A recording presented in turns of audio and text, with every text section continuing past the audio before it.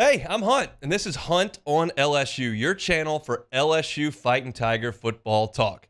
Enjoy the video. We want you to leave a comment below, hit that like button, and subscribe right below the video. Enjoy.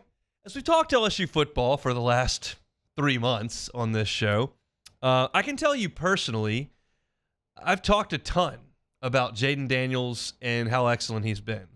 I've talked a ton about Malik Neighbors and Brian Thomas becoming a force on the outside and Logan Diggs' emergence as a running back and the excellent play of the offensive line. I've talked about the consistency with the offense has played. It's been a huge talking point on the show. I've also spent a ton of time talking about the woes of the defense, the injuries, the inefficiencies on defense, the shuffling deck at linebacker, and what's going on in the back end. Like, we've talked a lot about that. We've previewed opponents. Like, we've spent a ton of time talking LSU football on this show. I can't speak for everyone else, but I listen to the morning show guys most mornings. I listen to Jimmy and Charlie most days. I listen to Matt most days. Not their whole shows, but some. I haven't heard a lot about special teams. Have not heard a lot about special teams. And that's probably a really good thing, because guess what we did a lot last year? Talk about special teams garbage. Muffin punts, dropping kickoffs, getting field goals and extra points blocked. Penalties, holding, clipping, terrible coverage units. The whole thing was awful.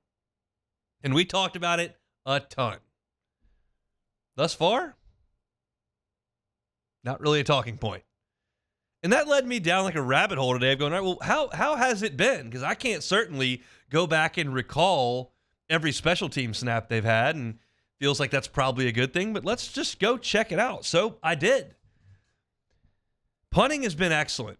Here's a little nugget on the punting. I was sitting at my computer this morning going over these numbers and preparing them for this segment, and I went, Bramlett?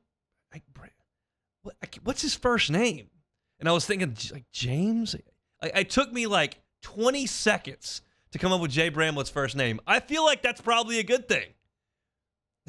He's not out there all that often.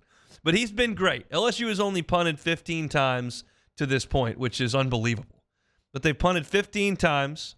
Bramlett is averaging 42.3 yards per punt, which is good. And LSU has only allowed one punt to be returned at all this entire season. That was a 3-yard return. That's excellent work by a guy who's really done excellent work in his entire collegiate career over 2 stops at Notre Dame and LSU. But that's about as good as you can do. Average 42 a kick. Only one's been returned. You're doing your work there on the punt unit and the punt coverage unit that's forcing a bunch of a fair catch. LSU is kicked off 66 times. Been a little more action for the kickoff crew than the punt crew this year, the way the offense has played. Only 27% of LSU's kickoffs have been returned this year, 18 of them.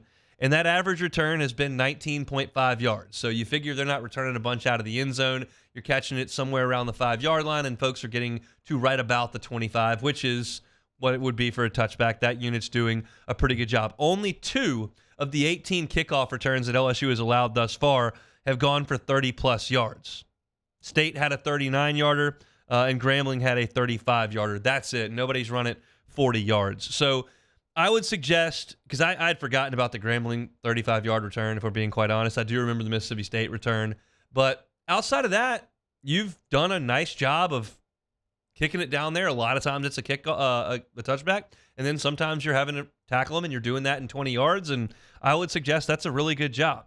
So your kicking units from punting and kicking off are doing a very good job, and I would suggest your kicker is doing a solid job. Damian Ramos this year is 11 out of 13. That's 85%.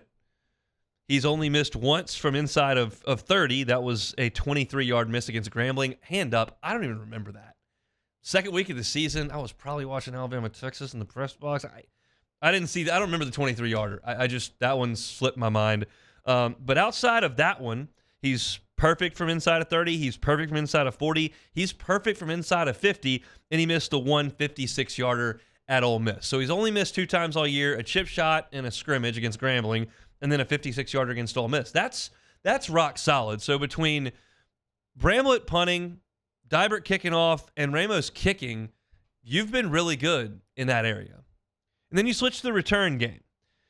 Kickoff returns are becoming more and more rare. You've just got bigger, stronger kickoff guys. They're booming it through the end zone. That's encouraged by the rules committee, who doesn't want kickoff returns anyway. So, look, there aren't a ton of statistics to point to on kickoff returns. LSU is one of 3 teams in the conference that's got a 50-yard return. There are only 3 teams in the conference that have busted one on a kickoff return. And instead of going to statistics further than that, I would just suggest that we're watching the games. Caleb Jackson looks pretty good on kickoff return.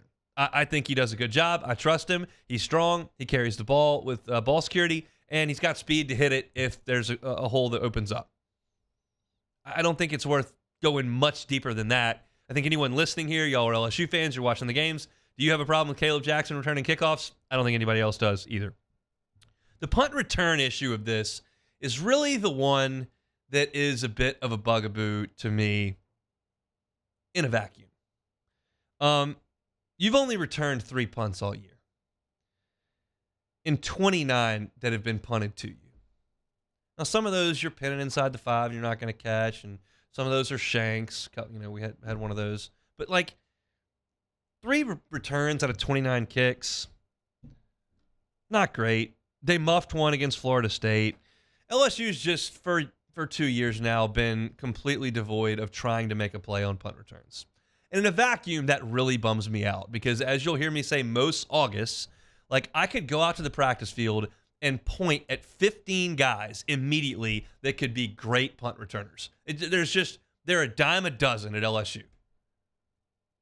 You've got so many elite athletes that play corner, that play wide receiver, that play running back, even sometimes that play safety like Chad Jones, that you should, in my estimation, have somebody back there that can change the game. That's in a vacuum because it's available to you.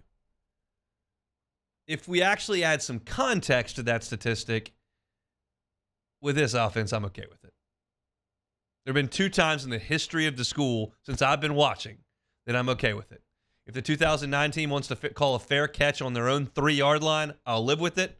If this team wants to call a fair catch on their own 15, I'll live with it. But the point being, we don't need an explosive play from the punt return team. There are plenty of times where LSU has needed it. How about the 2011 team?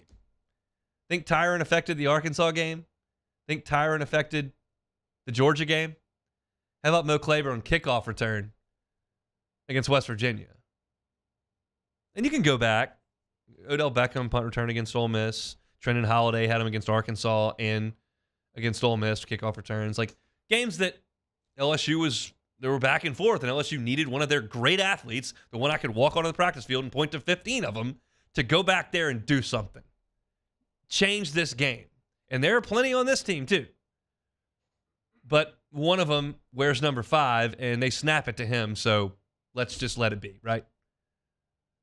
So in summation, I don't know how much credit Bob Diaco gets. I think a fair amount.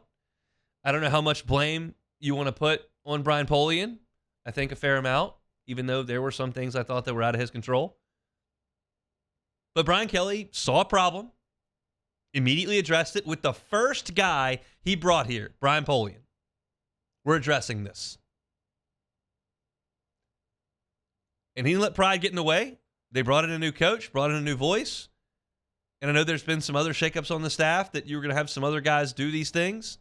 But this is the result through 8 weeks, and I don't have any complaints. I wish they didn't muff a punt against Florida State.